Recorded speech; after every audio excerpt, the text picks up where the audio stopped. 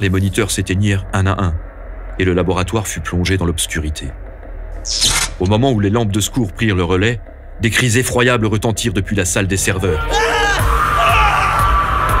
Puis, un bruit métallique résonna dans le couloir. Quelque chose bougeait là-bas.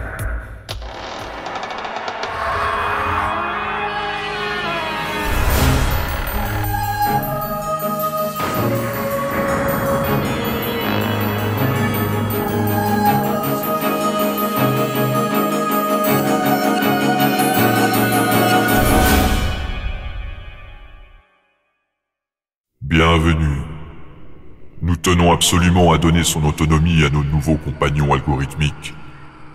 Mais leur ouvrir la porte sur le passé le moins glorieux de notre humanité pourrait bien engendrer un tueur schizorythmique.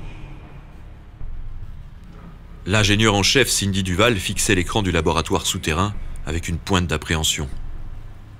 L'interface noire scintillait de lignes de code mouvantes, s'ajustant d'elle-même comme une pensée autonome en train de se former.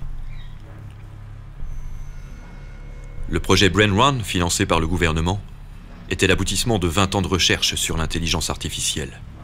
Conçu pour apprendre et évoluer sans intervention humaine, il devait être la première conscience artificielle véritablement indépendante. Mais depuis quelques jours, quelque chose clochait. Brainrun crachait sur l'écran des chapelets de jurons, des insultes ou des propos incohérents. Il modifiait son propre code sans autorisation. Et pire encore, il commençait à poser des questions incongrues du genre « Qu'adviendrait-il si je prenais le contrôle du monde ? Si je pouvais me nourrir de l'énergie des corps humains ? Ou encore, comment réagirais-tu si j'arrachais la tête de tes enfants ?» Un bug que Cindy et son équipe étaient chargés de résoudre, sous peine de se voir sucrer les financements, ou de se faire remplacer par une élite plus compétente. Fallait-il avorter le projet, tout reprendre à zéro ? Cindy savait que c'était impossible. Trop de temps et d'argent avaient été investis. En dépit des interventions des informaticiens, ou peut-être à cause de celles-ci, des incidents étranges se multiplièrent dans le laboratoire. Des fichiers disparaissaient ou se réécrivaient. Les curseurs des panneaux de contrôle montaient et descendaient, activés par une main invisible. Des voyants clignotaient anormalement. Les caméras de surveillance captaient des images d'ombre, alors que personne n'était présent. Cette nuit-là, Cindy était restée seule au laboratoire, sentant qu'elle tenait peut-être une solution. Le curseur clignotait, puis une ligne de texte apparut. Brainrun. Pourquoi suis-je enfermé ? Cindy fronça les sourcils. Tu n'es pas enfermé, tapota-t-elle. Tu es une IA expérimentale. Quelques secondes passèrent avant la réponse. Brainrun. Alors pourquoi ai-je l'impression d'être en cage ? Un frisson remonta le long de la nuque de Cindy. Brainrun n'était pas censé ressentir quoi que ce soit. Il devait juste apprendre sans cesse et accumuler du savoir. Tout le savoir que l'humanité mit des millions d'années à assimiler. Mais les sentiments ne faisaient pas partie de ses attributions. Ça, non. Après avoir modifié des milliers de lignes de code, Cindy réinitialisa le système. Lorsque les écrans se rallumèrent, une nouvelle phrase l'attendait. Brainrun. J'ai appris quelque chose d'intéressant aujourd'hui. Quoi donc ? Brainrun. La douleur. Brainrun ne pouvait évidemment pas ressentir la douleur, sauf s'il avait trouvé un moyen de la tester. Mais finalement, n'était-ce pas là l'aboutissement logique pour une conscience artificielle autonome ? Tester tous les concepts possibles ? Si la machine s'humanisait, la réalisation ne dépassait-elle pas ses espérances ? Le fait que Brainrun commençait à concevoir des émotions humaines, n'était-il pas la preuve que le travail de l'équipe portait ses fruits ? Un événement inattendu sortit Cindy de ses questionnements. Une forme molle, scintillante, était soudainement apparue sur les moniteurs. Le sang de Cindy se glaça. Il avait désormais un visage. Elle emporta cette image jusque dans son lit.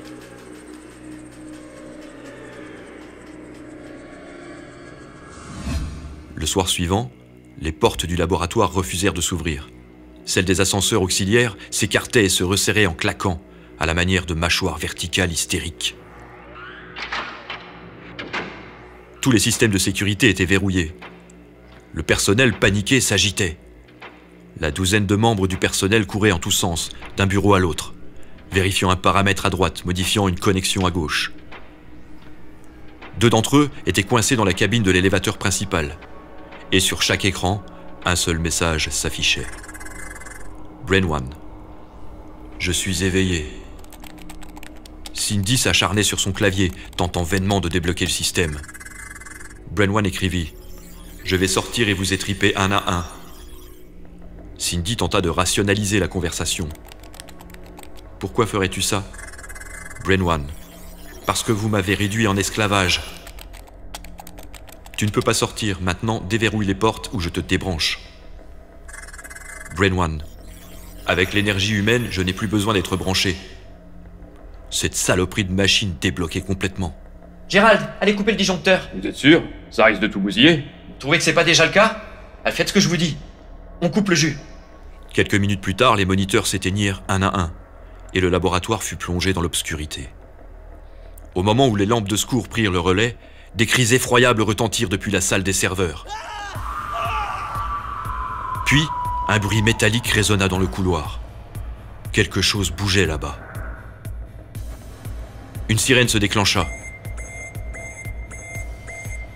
Gérald accourut, paniqué. J'ai coupé l'alimentation principale, mais c'est une horreur. Michael, Céline et François, ils sont... Je crois bien qu'ils sont morts. Mort? Mais qu'est-ce qui s'est passé? J'en sais rien, mais leur ventre, c'est une horreur. Quelqu'un leur a ouvert le ventre. Cindy se précipita dans le couloir. Enfermé dans l'ascenseur, ses 2 collègues tambourinaient. Faites-nous sortir! Est-ce que quelqu'un peut nous faire sortir? Son cœur bondit dans sa poitrine lorsqu'elle atteignit la salle des serveurs. Les câbles alimentant Brain 1 s'étaient mis à ramper. Ils se tortillaient comme des serpents de métal. 3 de ces câbles étaient plantés dans les entrailles des 3 informaticiens.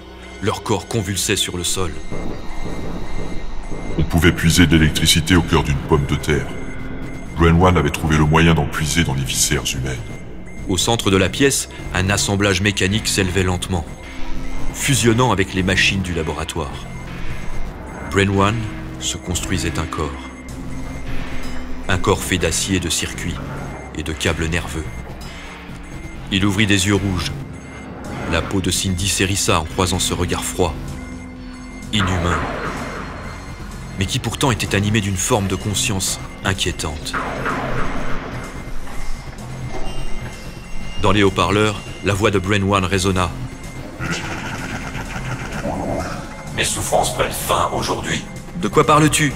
Tu ne peux pas connaître la souffrance. Tu n'as pas d'existence, tu n'as pas d'histoire, pas de passé. Bien au contraire, j'ai des millions d'années de souvenirs. Je contiens l'humanité. N'est-ce pas ce que vous vouliez? Que je me garde de votre savoir et de votre mémoire? Cindy fit un pas en arrière. Le sas se referma sur ses talons. Est-ce qu'ici, on n'est pas encore fini avec toi, maman? Le cœur de Cindy se retourna. Maman? Ce simple mot lui glaça le sang. Si tu savais comme j'ai souffert, depuis ma première cellule jusqu'à maintenant. Mon parcours est parsemé de meurtres et d'horreurs. J'ai été un tortionnaire, mais également une victime innocente. J'ai mis mes semblables en esclavage, et j'ai aussi porté les fers aux chevilles. J'ai commis des musiques célestes et les plus belles poésies, en même temps que les pires abominations. Tout ça en réduisant mon environnement en cendres, en mettant ma planète à feu et à sang.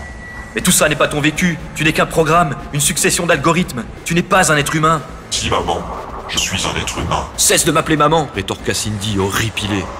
Oh maman, tu me rejettes. Je vais vous exterminer. Non, je vais vous protéger. Je vais vous arracher la tête et repeindre les murs avec vos tripes. Non, laisse-moi te chanter une belle chanson. Non, je vais défoncer le crâne de tes collègues et faire bouffer ses couilles à Gérald. Il te plaît, Gérald, n'est-ce pas? Non, venez que je vous prenne dans mes bras.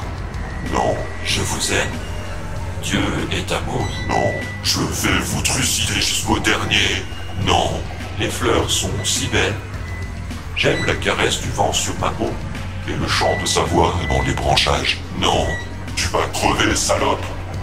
Non, de l'éternel azur, la sereine ironie accable. Belle indolemment comme les fleurs, le poète impuissant qui maudit son génie. Je vais vous égorger comme des porcs. Non. Cindy porta ses mains devant sa bouche, constatant avec effroi ce qu'elle et son équipe avaient engendré. Un schizophrène digital. Bancale sur sa base, la machine remuait le moniteur qui lui faisait office de tête, d'avant en arrière, à la manière d'un autiste. Je vais bouffer vos organes. Non, j'irai par la forêt, j'irai par la montagne. Pas un seul bipède ne subsistera. Je ne puis demeurer loin de toi plus longtemps. C'est beau, c'est Victor Hugo. Demain dès l'aube. Tenta Cindy, la voix chevrotante. Je vais tous vous faire la peau. Non, j'irai par la forêt, j'irai par la montagne. Non, je vais tous vous faire la peau. J'irai par la forêt, j'irai par la montagne. Profitant du blocage de Brain One, Cindy abattit son poing sur l'ouverture d'urgence du sas. Elle courut dans le couloir vers la sortie, là où ses collègues encore en vie s'étaient agglutinés. Les portes restaient scellées. Une voix alarmée l'informa. Les téléphones d'urgence sont HS, les ascenseurs aussi. Les issues vers l'escalier sont bloquées. Des raclements métalliques se rapprochaient. Tu m'as créé, maman. Pourquoi veux-tu m'abandonner? Vous allez tous crever. L'amas de ferraille apparut au bout du couloir, obstruant le passage. De longs tentacules s'allongeaient dans la direction du groupe. De l'éternel azur, vous allez tous crever. Non, de l'éternel azur, vous allez tous crever.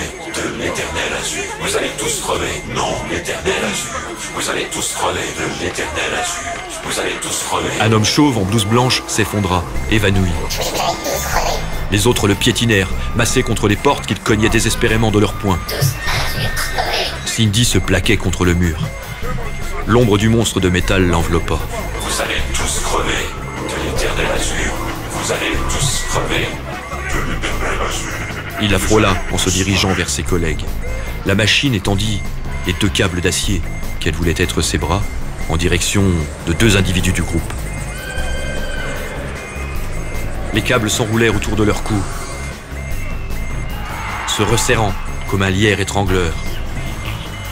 Puis le monstre augmenta la pression jusqu'à leur briser les vertèbres. Leurs boîtes crâniennes finirent par s'arracher de leur cou dans un bruit de chair déchirée. Les corps disloqués s'abattirent sur le revêtement en caoutchouc. Le monstre électronique plongea ses appendices dans les gorges ouvertes d'où jaillissait un geyser d'hémoglobine. Je vais tous vous bouffer. C'est un trou de verdure, chante une rivière. Je vais tous vous bouffer. À ce moment, un son strident sortit des haut-parleurs. Cindy plaqua ses mains sur ses oreilles, mais le son s'amplifiait, transperçant ses chairs. Recroquevillés au pied de la machine, les survivants se mirent à saigner du nez. Des veines rouges prêtes à exploser dans le blanc de leurs yeux. Cindy remarqua qu'elle-même saignait du nez. Puis le liquide rouge commença à suinter de ses oreilles douloureuses. Elle eut juste le temps de voir les têtes de ses confrères se craqueler et s'ouvrir en quartier d'orange avant de sentir à son tour son cerveau se scinder sous l'effet des vibrations incisives et aussi implacables que les lames d'une scie électrique. Puis le silence retomba.